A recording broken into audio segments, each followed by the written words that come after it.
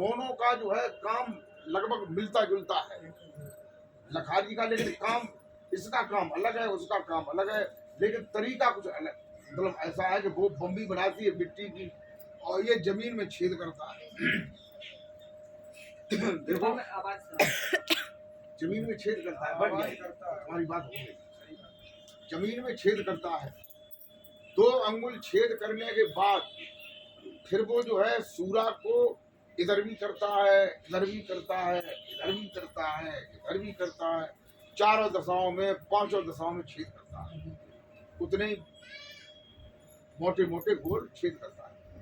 उसके नीचे भी छेद को ले जाता है, नीचे लेकिन ज्यादा गहराई नहीं ले जाता। फिर उसमें वो क्या करता है, फिर उसमें जैसे वो ज्यादातर भादों के महीने देखा जाता है। कब देखा जाता है? भादों में ज्यादा, सावन में भी कम देखा जाता है। सावन में बरसात होती है, हर जगह पानी भरा होता है, प्लेन जगह में भी भरा होता है, इसलिए उसका बम्बी खोदने का काम उसमें नहीं होता है। भादों के महीने में ज्यादातर भादों आधे क्वार्ट तक वो मतलब बम्बी को खोदता है। और जो फुदकने वाले कीड़े होते हैं धान में, जो फुदकते हैं उनको पकड़ता है, उनके सिर में वो ठोकर मारता है और ठोकर मार के वो कीड़ा बेहोश हो जाता है। तो जिस समय ठोकर मारता है उस समय वह कीड़ा जो है उसके सामने कौन होता है? भृंगी होता है। उसके सामने कौन होता है? रंगी। उसे आवाज किसकी सुनाई देती है? भृंगी।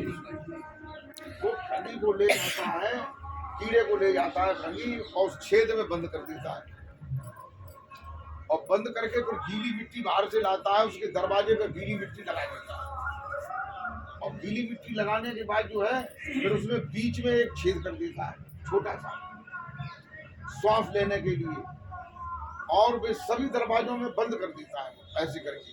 फिर उन्हें सब में छेद कर देता है। फिर वहां बैठ के जो है वो अपना शब्द सुनाता है, भी भी भी भी भी भी भी भी भी भी भी भी भी भी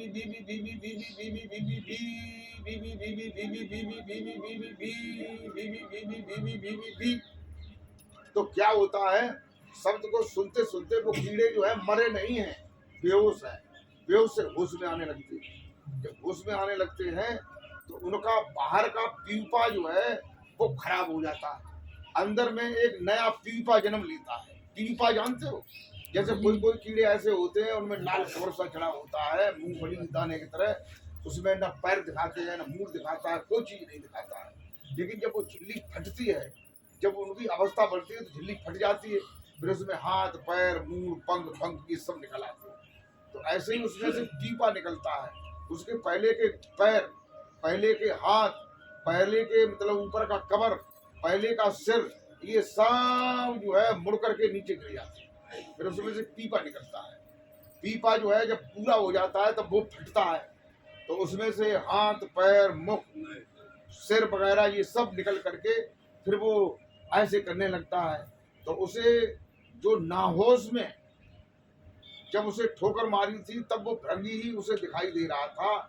जब वो बेहोश हुआ तो उस भृंगी के ही रूप को, शब्द को लेकर के अंतर में उसके वो छा गया। छाने के बाद जब होश में आया तो होश आने पर भी वही शब्द सुनाई दे रहा था और वही रूप दिखाई दे रहा था। ऐसे ऐसे उसकी जब पूरी अवस्था हो जाती है, अंदर वो फड़फड़ाने लगता है। फिर अंदर से जो पेंदा ऊपर से मिट्टी का लगाया था भृंगी ने, उसमें वो टक कर देता है तो वो पेंदा निकल जाता है। फिर वो भृंगी वहां से निकल करके वो भी करने लगता है, भी भी भी भी भी भी भी भी भी। तो वो भी दूसरे कीड़ों को लेकर के वो भी अपना करने लगता है काम। तो कहते हैं कि गुरु को कीजिए दंडवत कोटि कोटि प्रणाम और कीट न जाने भृंग को गुरु कर ले आप।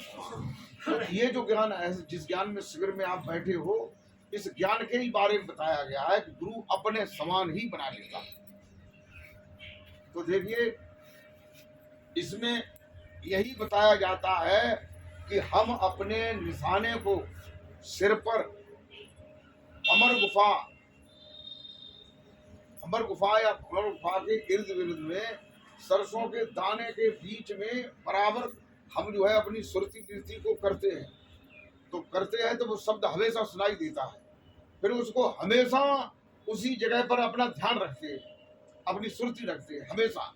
जैसे चलते हैं, फिरते हैं, उठते हैं, बैठते हैं, खाते हैं, पीते हैं, किसी से बात करते हैं, किसी की बात सुनते हैं, तब भी यानी हर स्थिति में हर समय अपनी श्रुति को यहीं लगाए रहते हैं।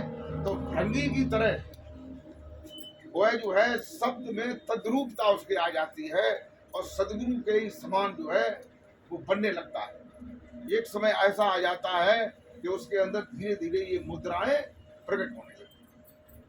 बोलिए सदगुरुदेव भगवान की जय।